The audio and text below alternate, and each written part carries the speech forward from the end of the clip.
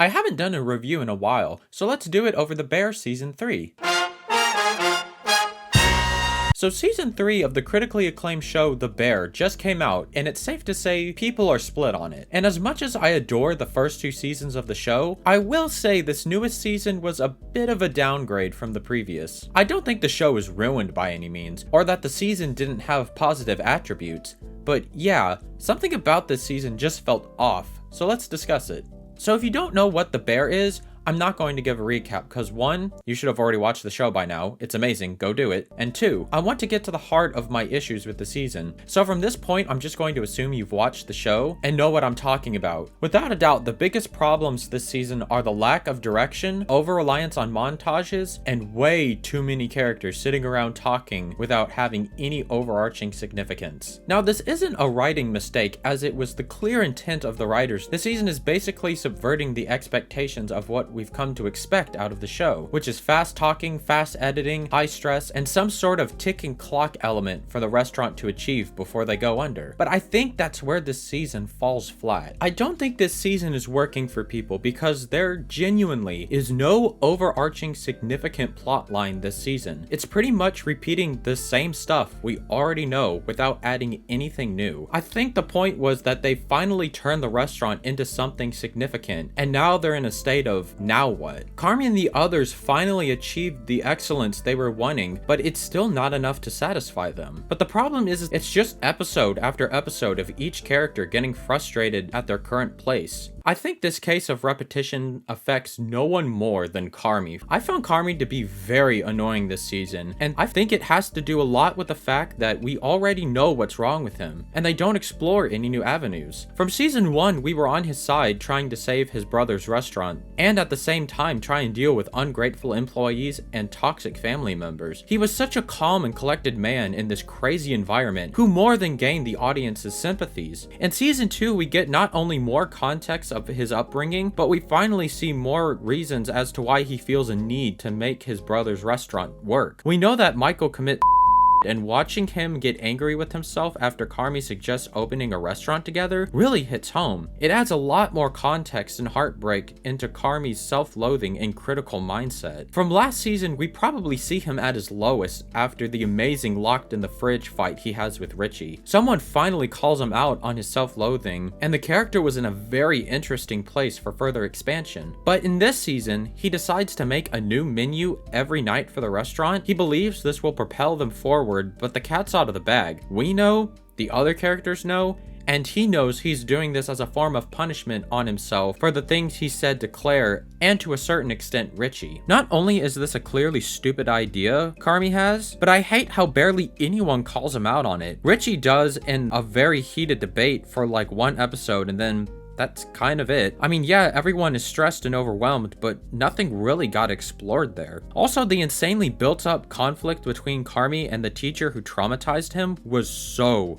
underwhelming. For so long, we see how this guy has haunted Carmy, and in the final episode this season, he gets his confrontation with him. He finally tells him off about how he traumatized him, and again, nothing really happens. I get how it's supposed to show how much of a David Fields is, and how insignificant Carmy is to him. But then in the very next scene we have with Carmy, he's just chilling in the garage like, yeah, I needed some air. And then he's walking down the street like nothing happened. Like, I'm sorry, what? Again, I know what they're going for, but it just feels so underwhelming. On top of that, all of the conflicts set up after season 2 still haven't been resolved, which brings me to my next point. I think a lot of the tensions they're building are meant to be paid off in season 4, but this season just meanders so much. I genuinely feel half of this season could be cut out and we wouldn't miss a thing. It would probably be better for it. I wonder if it's a case of them trying to squeeze out as many episodes or seasons as possible, because this is a full season of TV with about 4 episodes worth of substance. Now, The Bear has had bottleneck episodes in the past, but they always served as a way for us to slow down in this chaotic world of restaurants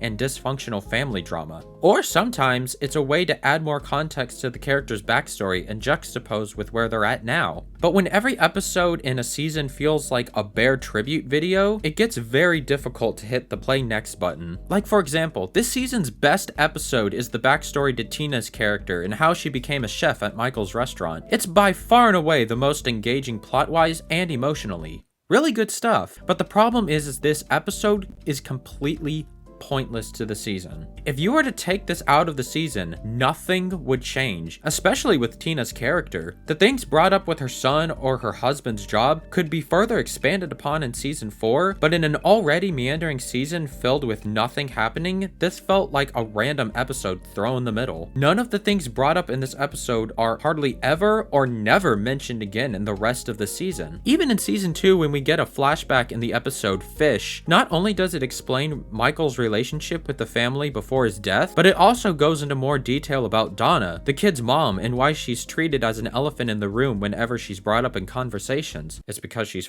crazy. So overall, yeah, this season resolves no conflict from the last 2 seasons. If they did, it's underwhelming and barely sets up any new conflicts for the next season. Now I know what people will say, but what about the review? And what about Uncle Jimmy's financial problems? First, the review. To be honest, all I can say is, who cares? Word has already gotten out about how the restaurant is good with several issues by other critics and general customers. They know the problems with the restaurant. The characters are just not dealing with it. And as far as Uncle Jimmy financing the place, again, it's set up like last minute and out of nowhere, so it feels like a random cliffhanger for season 4 rather than a developed plot line. It was just overall kind of sloppy this season. It actually got me thinking, and is there any other show that tried to do what this season did? Basically change up the pacing and take time to understand the emotional state of the characters. I think there's plenty of examples, but one of the best in my opinion comes from one of the greatest shows in television history, and that is the 2nd season of Mr. Robot. So very light spoilers for season 1 and 2 of Mr. Robot here. For those who haven't seen Mr. Robot, it basically tells the story of a genius but psychologically troubled hacker named Elliot Alderson. He's recruited by a team of vigilante hackers and their mission to take down an evil corporation that controls everything and everyone. The first season was a huge hit, praised for its unique visual style, as well as the fast pace, thrilling plot of espionage, hacking, and critiques of modern society. However,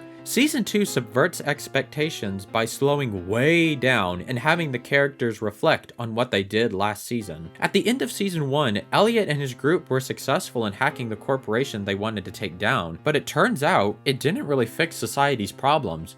In fact, they made things worse. Most of the season deals with how the characters are coming to terms with how little control they have over the world and the things that happen to them in their daily lives. Elliot struggles in his control over his mental health problems. Darlene struggles with taking control as leader of F Society, the hacker group. It even shows how those at the top of the metaphorical food chain struggle with the idea of control over their companies and fortune. And the thing is, as far as the plot goes, very little happens this season, but it works because the characters are dealing with their own internal conflicts in new and exciting ways. The little setups in season 2 that don't feel significant pay off in the end or set up things for the next season. It's a slower pace with little happening, but you still feel like it's a complete story. Even though it's not on the same scale as 1, you still feel satisfied and excited for season 3. With The Bear, I felt cheated out of a season. No conflicts or plot lines have been really explored in new and interesting ways. No new ideas or themes have been introduced. It just makes the experience so lackluster. So now when they end it with saying "to be continued," I'm like, okay, what is there? There's the stuff from season 2, the thing you could have explored and possibly wrapped up this season. Again, I think this is a case of the network possibly wanting more seasons than the writers are capable of making. I have a strong sense we're reaching the end of the Bear's story. Hopefully the writers go back to formula for this upcoming season. I know I've spent this entire time digging on the show, but there's plenty it does well. The performances are once again incredible. The conversations, though meandering, are still funny and engaging to a degree. The editing is impeccable, and the cinematography this season is gorgeous.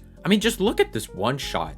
That is cinema. I'm hard on this show because I think it's one of the best out right now, and I expect a certain standard. Overall, I'd give season 3 of The Bear a 6 out of 10. The show is like a strong 9. But yep, that's about it.